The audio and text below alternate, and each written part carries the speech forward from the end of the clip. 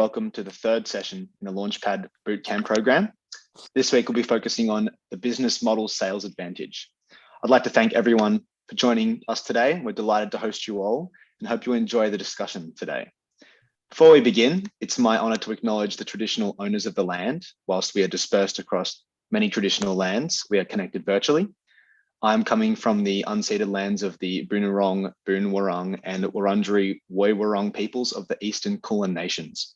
I acknowledge the continuous and unbroken custodianship of the land, waters, and culture of this country, and thank their elders past, present, and emerging for allowing us to gather here today. I pay my respects to all Aboriginal and Torres Strait Islander peoples with us here today. So today's program is the third in a series of 6 sessions. This session is all about sales in education. We'll hear from some amazing education leaders today in a discussion facilitated by Cleo Westhorpe, joined by Claudia Reyners and Craig Simon. EduGrowth programs like these are only possible through great partnership. EduGrowth is delighted to have Amazon Web Services as a strategic partner to bring this Launchpad program to life. So thank you to the AWS team, including Mo and Camille from AWS EdStart, for their long-standing partnership and collaboration with us. So moving on to today's discussion, I'm delighted to introduce today's session facilitator and then promptly move into the conversation. So Cleo Westhorpe is today's session's facilitator. Cleo is equal parts educator and entrepreneur. Having extensive education experience, Cleo has gone on to co-found 2 edtech companies, Pivot Professional Learning and The Inclusive School. It's great to have you, Cleo, and I'll let you introduce our other 2 guest speakers for today, and then we'll dive into discussion. Right. Thank you, Jonathan and Sarah and the team at EduGrowth for setting up this session. It's really great to be meeting with all of these wonderful EdTech and founders and those passionate about education today. And I wanted to introduce the 2 other panelists today. So we're sharing the stage and we're here to take your questions and have a bit of a rambling and hopefully purposeful conversation. Claudia Reyners, she formulates and communicates Candlefox's strategic initiatives. She is the commercial strategy manager, and she's responsible for pioneering an effective strategic direction and monitoring key developments across the full student life cycle to guide future goal setting and growth. So welcome, Claudia, today. And we're also joined by Craig Simon. And since beginning as a teacher, Craig has been constantly working to reimagine education, and he's the founder of Zomo Consulting. He's got extensive experience working in the K-12 sector, establishing edtech companies, and now works with many of his little edtech babies and found little toddlers and growing up into big children and adults in the edtech world. So welcome to you, Craig, as well. Thanks, Claire. Yeah, so look, it's really great to have these wonderful people here, but I'd love to let the audience know a little bit more about you. So Claudia, would you like to go first in telling us a little bit about yourself and your area of expertise? Absolutely. Hi, everyone. I work as Head of Strategy at Candlefox. I've been in this business in the edtech space for about 4 years. Started off in the partnership space and then heading up our product management function. And now in my strategy role, I basically help formulate our strategic initiatives across the business and how we can address future growth. And I've worked across numerous tech startups, and I'm passionate about scaling businesses and business operations. Candlefox itself is Australia's largest education marketplace. We started off in the job board sector and then pivoted when we saw a demand in the education sector for a platform to connect course seekers with education providers of their choice. So we own and operate tafecourses.com.au and training.com.au. And we essentially help education providers primarily in the higher ed and vocational sectors to maximise their enrolments by matching them with course seekers. So yeah, we sell our services ultimately to education providers in the vocational and higher ed spaces. That's me. Thank you, Claudia. Yeah, a lot of things going on there, and I'm really looking forward to getting your perspective today. And Craig, tell us a little bit about yourself. Sure, Cleo. So I've been in education for 30 years, started life as a teacher, as Cleo said, shifted into education technology soon after joining the teaching workforce when I realised that not a lot of people knew how to use computers and software. Back in the day when it was literally floppy disks, for those of you that don't know what they are, Google it. and no internet, no modems. So life then was quite interesting. Fast forward, I've worked for a number of tech companies in their education spaces, in enterprise as well as K-12. Last 10 years, I've been focused back on K-12 because I love it. It's a passion, not just a job. So worked with 3P Learning for a number of years, and the last 5 years have built up Zomo Consulting, working with go-to-market strategies, sales strategies, product development, with a bunch of predominantly startups, but some scale-ups and some bigger companies as well, helping them enter the market, help them look at growth and overseas expansion. So really looking forward to today. Thanks to EduGrowth for having me here. Great. Thank you both. So we might just start off by asking that very tricky question. How do you get to know and understand your customer? So what do you do to make sure that you know what are their drivers, what makes them tick? So Claudia, how do you go about that work, and particularly in the tertiary space? Yeah, great question. We kind of tackle our customer problems, both in the pre-sales and sales process, but when they're clients with us, attack them at all angles from different areas of our business. So we have our marketing team join the discussion. We have our sales team, our partnerships team, all contribute and try and, whether we're in the sales process, but also when they're a client of ours, the solution sales approach. So trying to really answer their problems holistically from all sides of the business and take them along the journey. So, each client that we work with will have a particular set of problems, and when we all get in the room collectively, that's really how we can find the best solution for them. Yeah, it's something which I've experienced as well in Pivot. I think that idea of bringing all the different functions of the business together so that you understand what is the persona of the customer, what are they trying to achieve. If you can understand their problem, then you've got some really clear. You can then start to design those really clear steps to solving that problem as well. That's great. And how do you, in that tertiary sector, and you've talked about, you've got probably different types of customers and different types of problems. Are there broad categories or areas in which you might sort of park them or group them? How do you begin to distinguish between different types of customers? Yeah, good question. We tier out our customers based on either their strategic value or ultimately their size.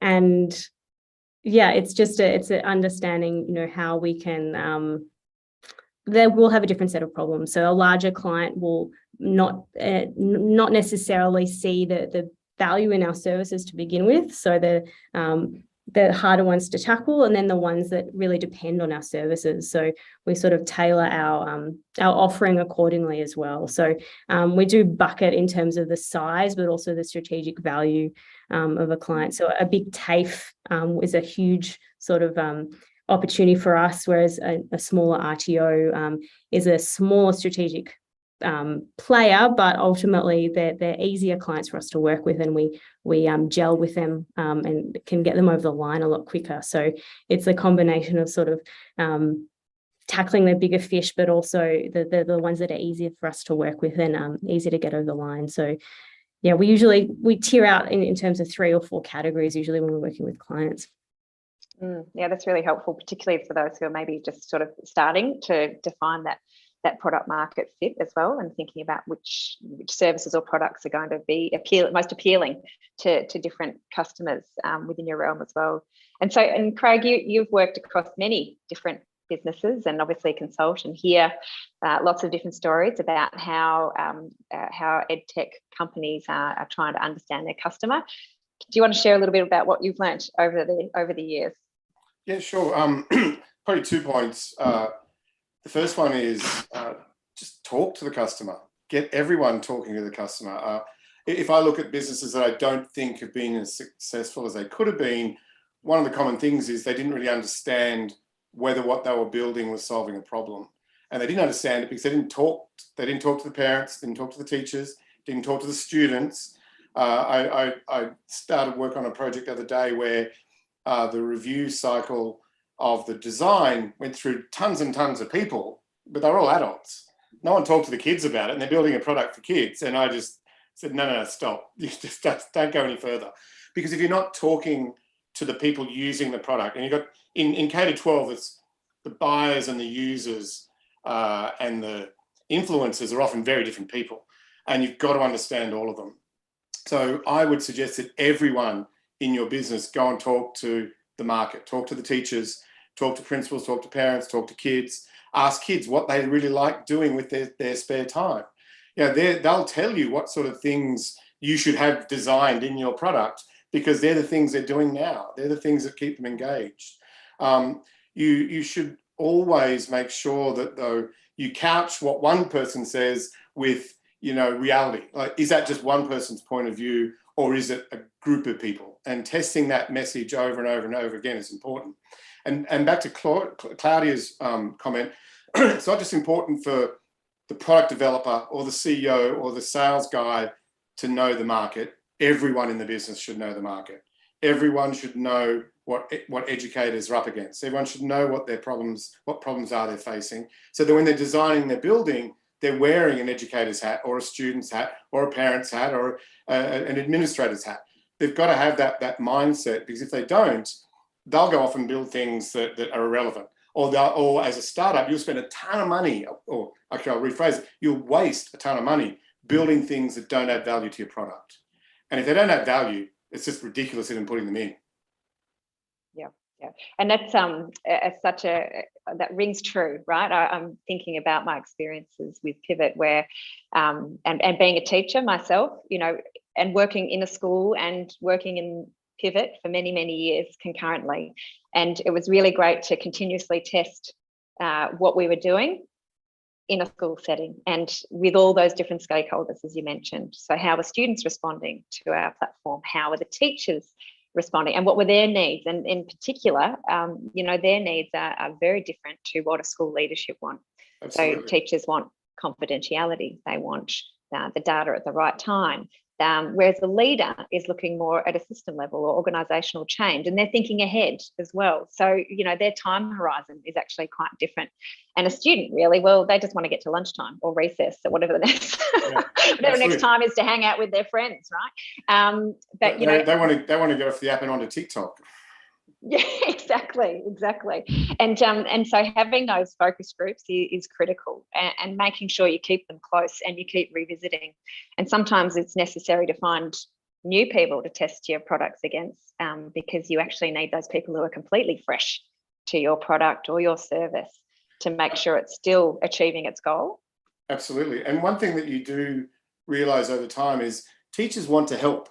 They want to be involved in the growth of education and technology in particular. And so that's a good thing and a bad thing. It's a good thing because they'll give you lots of advice. But sometimes, unfortunately, they'll give you the advice that they think you want to hear, which isn't always great. And so I always say to teachers, you've got to be brutally honest. If you hate it, tell us. Tell us what you love about it. Tell us what you hate about it. Tell us what worked. Tell us what didn't work, because they feel like that they should be supporting the growth of the product regardless. And Cleo, you're right. Changing those people gives you lots of different perspectives all the time. And I'm not saying you don't go back to them or you don't have that cohort, but I think it's really important to have a variety of people, and also in a variety of sectors.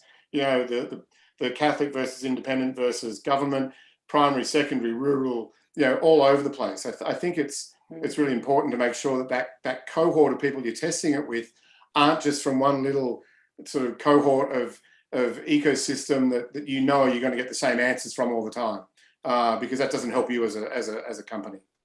Yeah, it's not going to help you grow if you keep going to the yes people, right? Not at all. Not at all. You need the ones that challenge you. Yeah, absolutely. I was going to say, I prefer to hear from the teachers that say, no, that's crap, than the ones that say, yes, I love it, because the ones that say yes, there's a lot of them. A lot of them will say that because you're picking people that are attracted to you. But if you're picking people that aren't attracted to you, it's even better, because they'll tell you what they just don't like about it. Yeah, completely. And just on a personal note, my husband is a teacher and he is our grumpiest critic ever, and we continuously test things on him. Now, Claudia, so tell us a bit about how maybe your sales process, have you seen it evolve over time while you've been at Candlefox or in previous experiences? How do you adapt and change to what's happening in the sector more broadly. I'm going to mention the C word, COVID, right? What's happened over that period, but, on smaller, timeframes as well. So what is that cycle of review and change that you undergo? Good question. So we found our niche working with RTOs, so registered training organisations. They were struggling for student leads and struggling for cut through in a crowded space. So that's where we found sort of our niche, and the sales cycle is typically a bit shorter with them than a large unwieldy kind of university that typically takes often years and years to begin working with. So there's definitely a different sales approach when working with different size organisations. That goes without saying. When it comes to COVID, we've had to completely change our approach to sales. It's no longer face-to-face. The networking that we used to have via events, conferences has completely changed. You've had to adapt the way that you network and find people. It's just as important to network, but it's a different type of networking. It's over Zoom. It's like this session here. And interestingly, COVID has sped up sort of the online, delivery of education, which has worked in our favour as a business. So as organisations have pivoted online, they've had to use services like ours a bit more in terms of trying to find online students and matching them up with the right courses. So it's made our jobs a little bit easier, but there's education institutions that are still trying to find their way in a crowded space. So it's made our lives both easier and difficult in people trying to vie for space in the online ecosystem. So while it's definitely made the opportunity larger, it's made almost the challenge of trying to source students out there to match with our education providers more difficult, which makes the conversation more difficult. So it's COVID has made things both easier and more challenging, and sales cycles have shortened actually a little bit, which has been good, but ultimately it's still just as difficult to get on a call with a university or a TAFE to try and do business with them. And so maybe we can think about, maybe shift the conversation a little bit to thinking about the sales model. So in the tertiary or the university or RTO sector, how would you describe the types of sales models that you employ, and how do you go about getting your customers? What is the approach there? I guess if you think about a university or a TAFE or a larger higher education institute, they're doing a lot of above the line branding when they're spending their marketing dollars. So they're less interested in the bottom of the funnel sort of arena where we are. So it's challenging for us to convey the value when they spend all their money above the line. So we still have that struggle in trying to drive the value of our product. And so the conversation becomes, how can we provide more of a consultative service for them and guide our service in a way that we're not just sending them leads, we're perhaps consulting them in a different way, and there's different value adds that we can give to them to drive the conversation, where they won't necessarily just be interested in the bottom of the funnel lead. So we've had to evolve our service offering for different types of clients.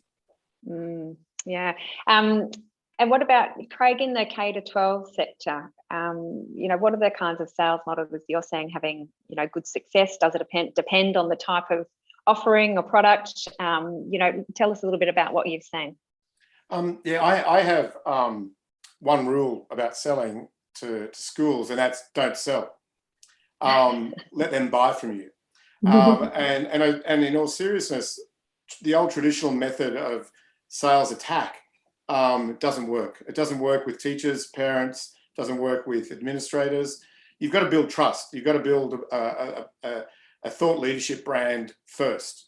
You've got to make sure that you've established the organisation and the individuals in that organisation as people that understand schools.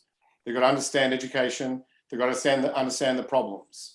And so I think it's a rare occurrence where a school or a teacher will buy something that isn't solving a problem for them. Their budgets are tight, their time is tight, they're not going to waste time or money on something that isn't solving a problem. So if we know that right from the outset, then no matter what you're telling them, if it's not solving one of their problems, you're not going to sell it to them. So you've got to be able to position yourself as a company and as an individual that they will come to when they've got that problem. If you've built a product that you know is solving a problem for a lot of schools, it just may not be solving that problem at that point in time for that school. So you've got to keep in contact with them. In fact, I have a rule, and my second rule isn't around sales, it's around marketing. In every 10 interactions with the market, only one of them should be about your product. The other 9 should be about the market, the space, the problems. Become thought leaders. Now, I'm not saying you don't talk about, if you're selling a maths product, I'm not saying don't talk about maths, but just don't talk about your product all the time.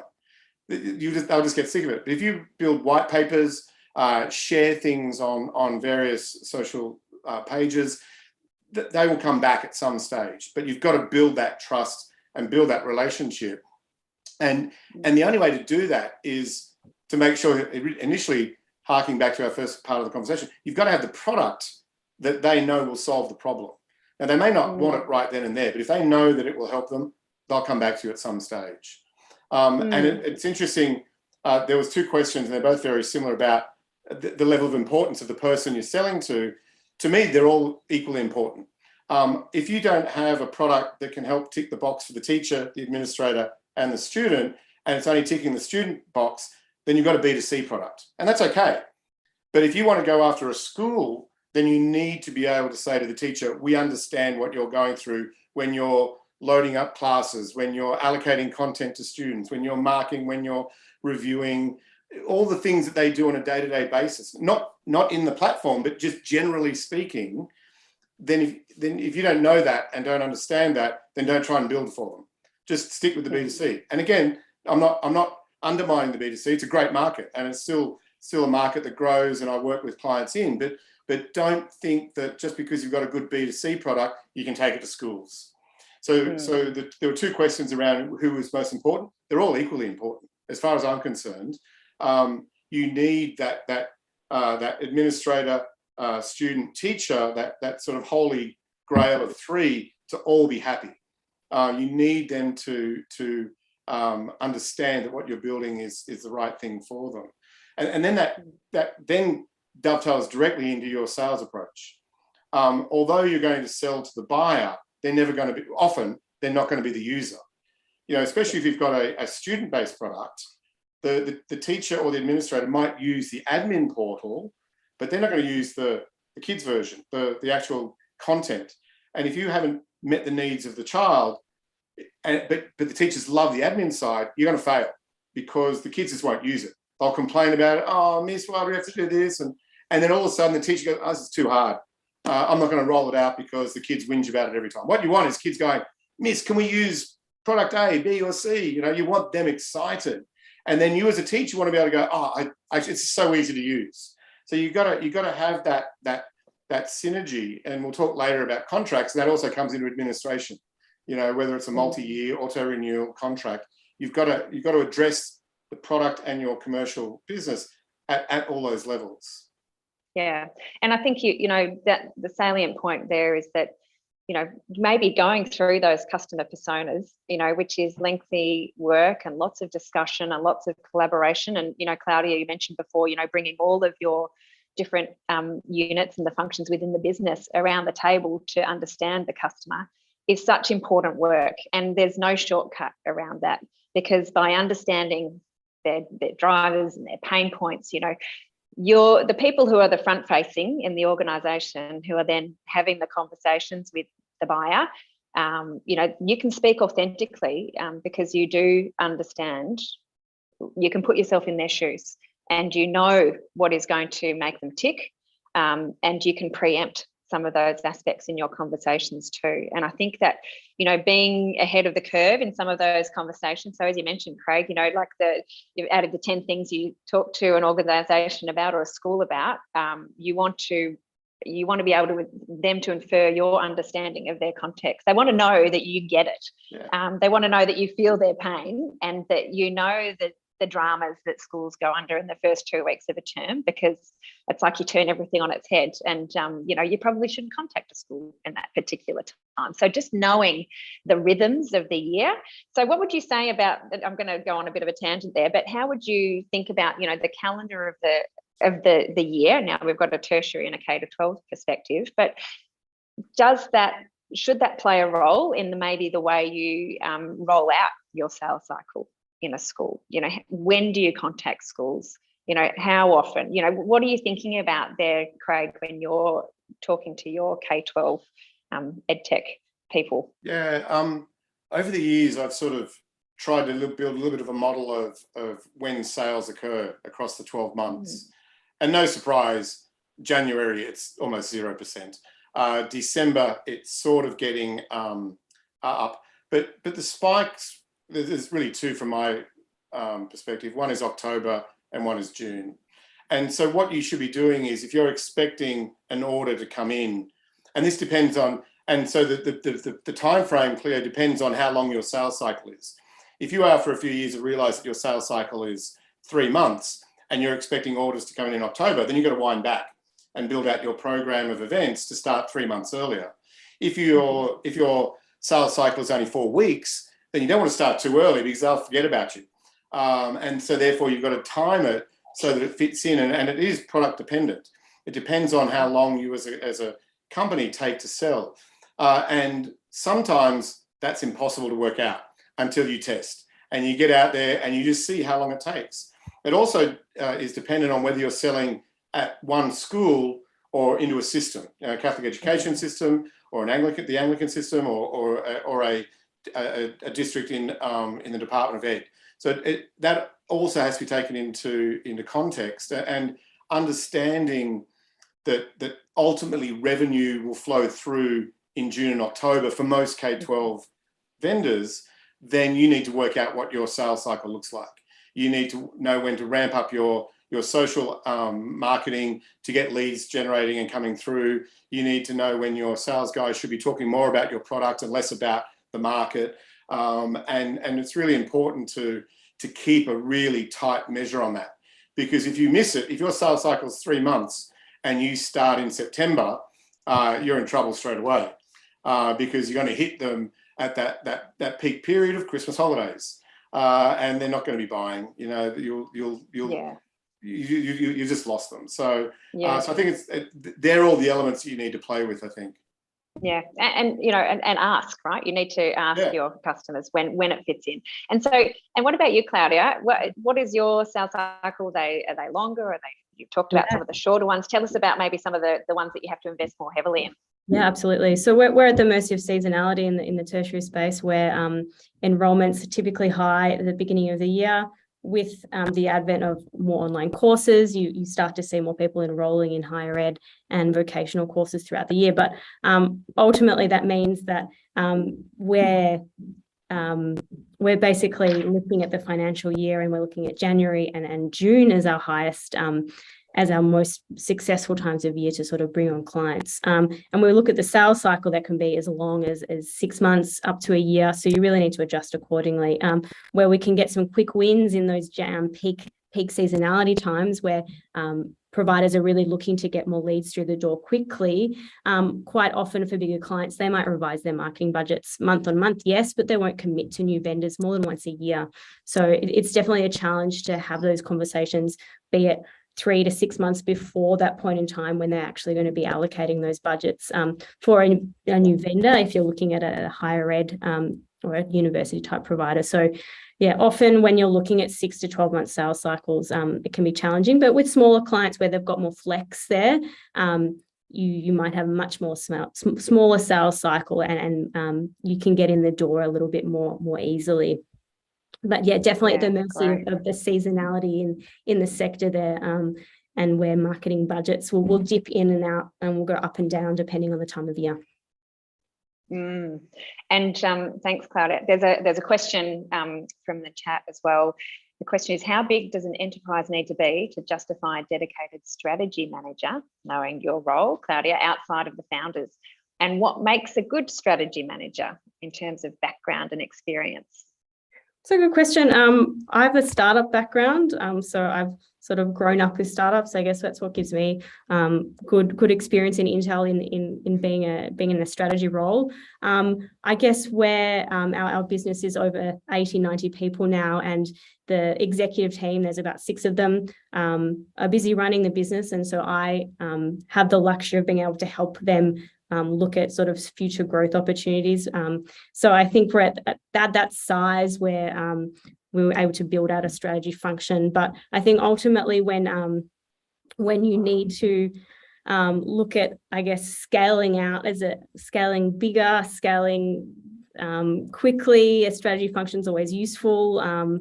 Whether it's more of an inwards role or an outwards facing role, it's definitely been really valuable for our organization to have a strategy function in terms of supercharging our growth and really funneling ideas through from our executive team and being a conduit for the rest of the business.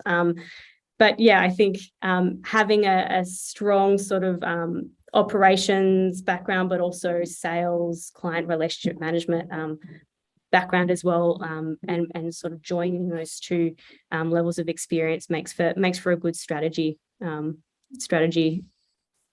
person, I guess. Yeah, and you're bringing all of that wealth of experience, right, from the understanding of being, scrappy startup world, but then the breadth of your experiences over time, and obviously your tech background too is invaluable, I would say, as part of that too. Now, there's a question for you, Craig, from Chris. Which channels do you advocate for building the trust and developing relationships? Because that sort of leads quite nicely into our next topic of negotiating and networking. So how would you go about that? Yeah, I'm constantly evolving my thinking around what channels. And, I was going to say a year ago, it wasn't even a year ago, 6 months ago, I didn't realize the importance of TikTok in connecting with teachers. But the volume of teachers and education content out there on TikTok is amazing. So I would say whatever channels teachers are hanging out in. It used to be, in my day, the pub and the local leagues clubs, or the football fields. Then it evolved into places like LinkedIn and or Facebook originally. Then I don't know whether MySpace or any of those really hit the ground running with teachers, but definitely Facebook is a really critical spot still for teachers. Instagram, Snapchat, and TikTok. And Snapchat and TikTok and Instagram are all relatively new medias that I'm not used to, or I wasn't used to, but I'm learning them pretty quickly. So I think as each channel comes online, because you've got to remember, teachers, their backgrounds and their generations range from 21, 22-year-olds right through to people my age getting on the sort of the late 50s. So we all use different forms and channels of communicating. I don't really use TikTok and Instagram to communicate with other people, but if I was teaching, I probably wouldn't. But lots of other people do. So I think it's important, again, back to knowing your customer. You've got to play in the space that they play in. You've got to be in the channels that they're in. They're not going to come and look for you. You've got to be there and present yourself. So I think that was Chris, I think. Yeah, so I think you've got to keep evolving where you are and where you're seen and what you're doing. One of my current customers started this campaign in TikTok, and I went, why? And this was about 8 months ago. I didn't get it. And then that is their #1 channel for engagement now, TikTok. Wow. So it's really interesting to see things evolve. And I think more critically in education than any other sector that I've been involved in is you've got to really keep a broad mind of how to attract those relationships, build those relationships. Absolutely, and learning from other industries too.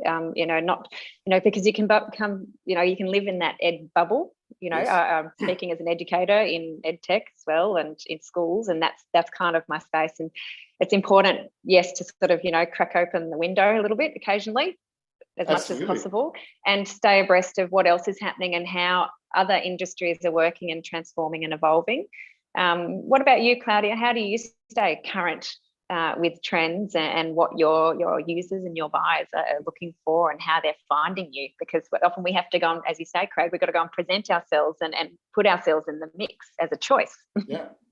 Yeah, great question. We sit on a lot of data, given that we operate B2C platforms, and we collect data and we're analysing that constantly, and we present that back to our client base.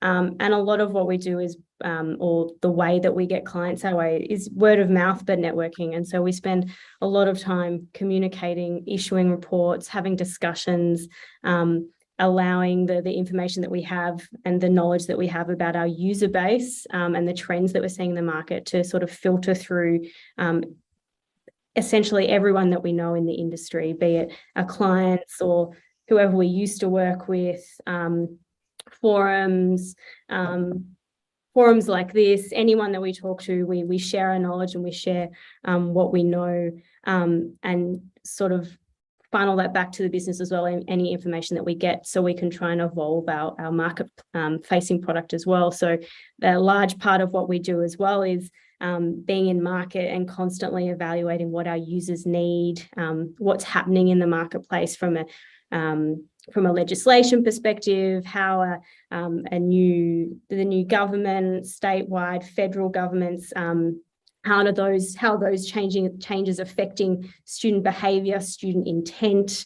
and adapting our offering as well. So it's constantly staying up to date from a provider perspective, and sharing knowledge and networking with just about everyone we know to make sure we're up to date, but also understanding what's happening on the ground with students or prospective students and what their behaviour is and their sentiment and their intent. So keeping abreast of both sides of the coin, and ultimately really understanding what is it that a prospective learner is wanting from their education, and that is asking them, user testing, staying up to date, understanding what their needs are. And a lot of how we have a good product market fit is constantly reiterating what our B2C product is, what our platform is, by user testing and market research.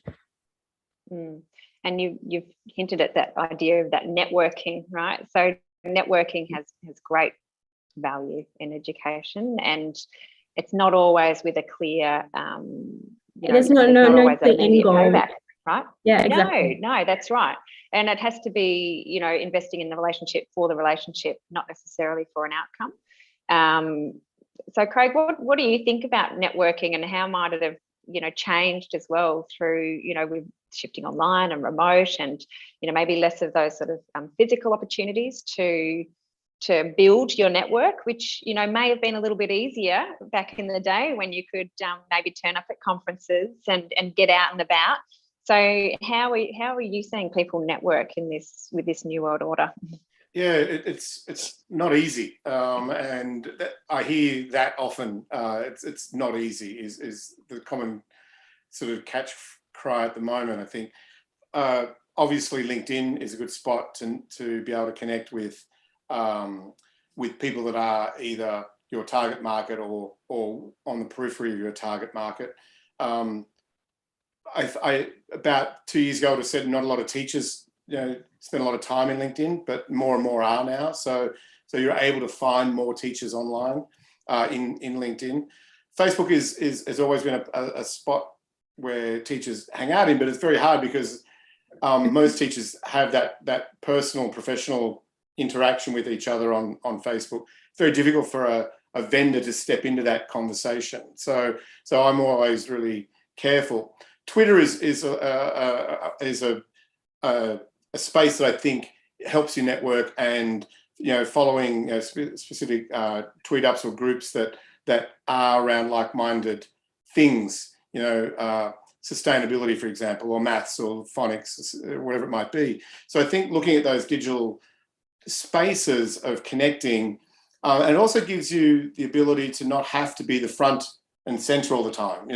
If you're presenting at a conference, you're the font of all knowledge almost. Whereas if you're just part of a group that they're involved in, you can share things every now and then. You can receive information, and it makes it a lot easier. It's almost you're playing on an equal footing. And I think that for me is a fairly critical element of networking with educators, is being part of that group, not being someone presenting to that group, but being part of a group. And if you can't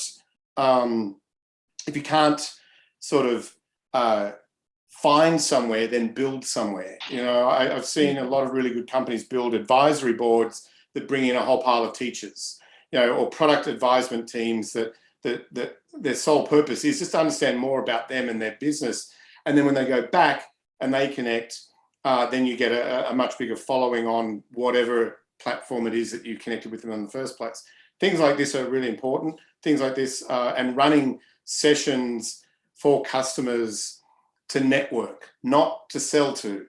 You know, so over the last couple of years with COVID, I've seen a couple of really innovative vendors go out to teachers and just run free chat sessions around a specific topic. That's it. It may have been hosted by the vendor, but the vendor didn't talk about their product. They didn't talk about sales. They just sat there and listened, contributed to the conversation, showed that they were aware of what was going on, you know, and no surprise, when those teachers were ready, they would come back and talk, and it happened. So from a sales perspective, don't underestimate the value of not selling your product again. You know, being part of a community that allows them to get as much information out of you as you out of them is really critical, because you're sitting with them, beside them, learning along the way, as opposed to trying to suck all this information out of them and not give anything back. You know, I think being part of those groups, wherever you are, whatever networking space you're playing in, it's really important to be a learner as much as they're being a teacher.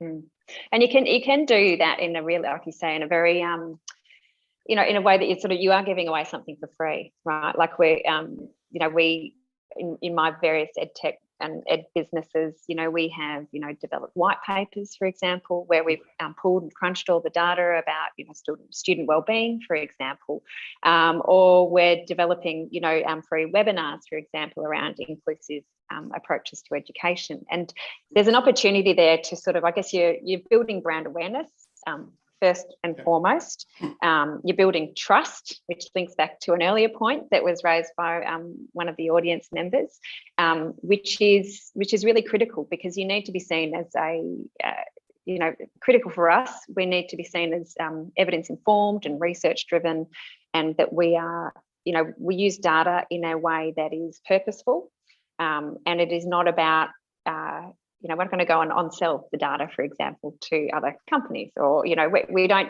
take that information. That information is for schools to use for impact in education, and that's really important for us. So, you know, how do you, Claudia, how do you think about, you know, the value of networking with the people who play in your space? So you talked about, you know, federal government before earlier, or, you know, is there an element there that you have people who are staying in touch with those thought leaders or those in politics? Does that play a role at all in the way Candlefox operates?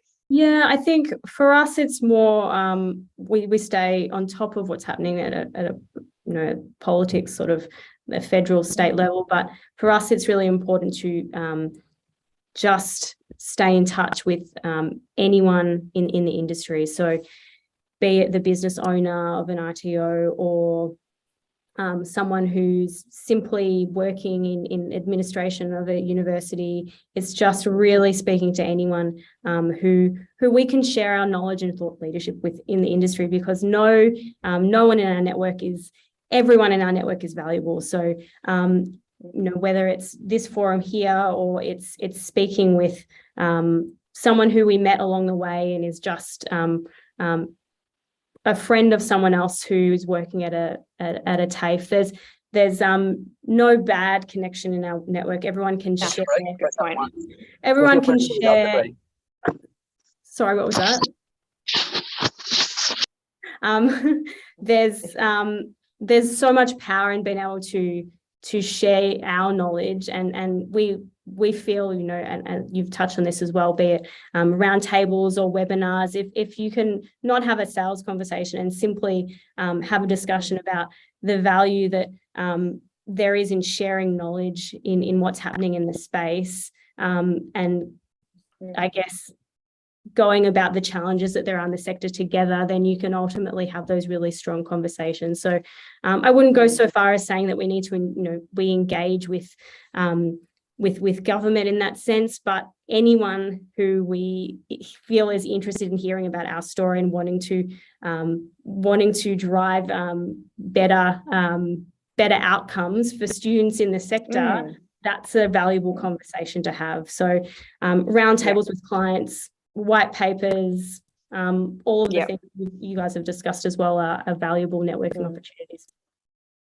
And I think, that unifying vision of, better outcomes for students probably is, at the core of what any education, businesses, organisations, associations are trying to achieve. So I think it's really good to give that phrase a little bit of airtime today, knowing it's important to all of us.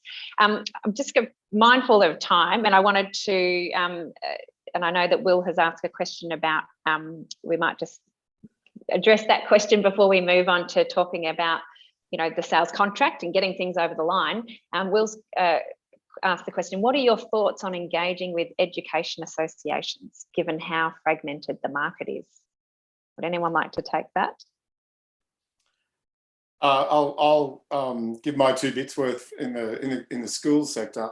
Depending on what sort of associations you're talking about. If you're talking about supporting associations, I'm yet to see evidence that they can really support a product entering into a market.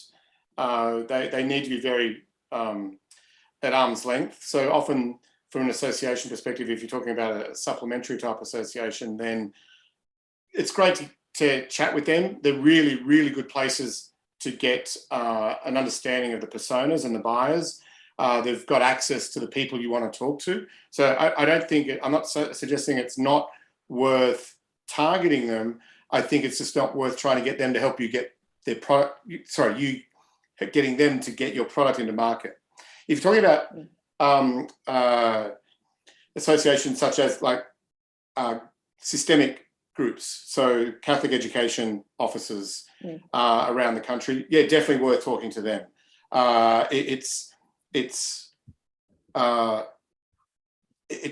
It's important to understand, though, that at that level, and there's another question from Neil, which I'll probably touch on at the same time, is it's identical. It's important to understand that if you get into that level early and they don't like what they see, they're not going to give you a lot of time down the track. So before you make those calls, before you go to those senior people at head office in departments of education or in Catholic education or Anglican, wherever you go to, make sure you've got it right first. Because trust is really critical for a specific reason in schools. Teachers, when they take a product and they roll it out in their school or in their class, if it doesn't work, they haven't just lost a bit of money and time, they've lost learning that could have occurred in that 3 or 6 months with those students that they're looking after. So it's not just about them. There is a specific reason, and they've got to trust you enough to know that your product's going to work. Otherwise, they won't try it because they've just burnt 3 months or 6 months of a student's education. And if that's in the early years, that's critical. You could have lost some foundational skills. So teachers are very risk averse sometimes in bringing new products in. So if you start at the top level and you can't prove that this works down here, you'll burn yourself very quickly. So it's really important to be careful about how soon you go at those levels, because everyone is aware that if you roll something out that doesn't work, you've not just failed from a financial perspective, you've failed from 20 or 30 or 40 kids in your class and all that learning that didn't occur that should have occurred. And that's really, really critical. And that's why teachers sometimes are very, very dubious about new products. They want to see that it works. And if you've got that proof and you've shown that it works through trials and pilots, great. Go straight in, show them what you can do, and try and get more schools on board. So if that's the association we're thinking about, yes, go for it, but be very mindful. Yeah, and I think the schools and teachers can be quite risk averse, and you've really highlighted a couple of reasons why we don't want to play with children's education. Yeah. And it's really something, it's high stakes. So they want to make sure that they're bringing in the right thing into their school. Now Claudia, I just wanted to move into thinking about things like privacy and protection and some of those things that you might be thinking about when it comes to contracts and the legals, and when you get to that side of things, when you're about to close the deal, what kind of things are you seeing are important from your customers, and what are they flagging? What kind of questions are they asking when it comes down to the nitty gritty of putting the ink on the paper or the pen on the DocuSign or whatever it might be? Well, it definitely can be pretty tedious working with bigger organisations or higher education institutes and their legal teams. Our contracts are pretty light on, and that's really important for us in driving value to our clients and making it easier to cut deals.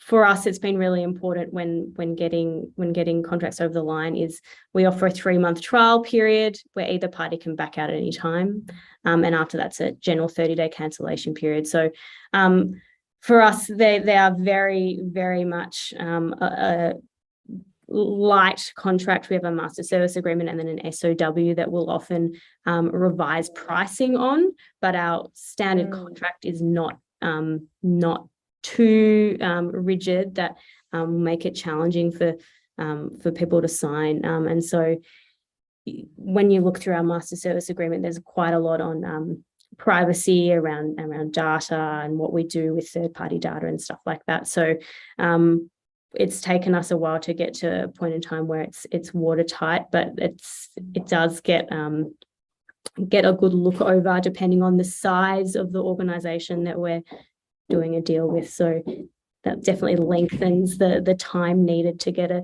a deal over the line.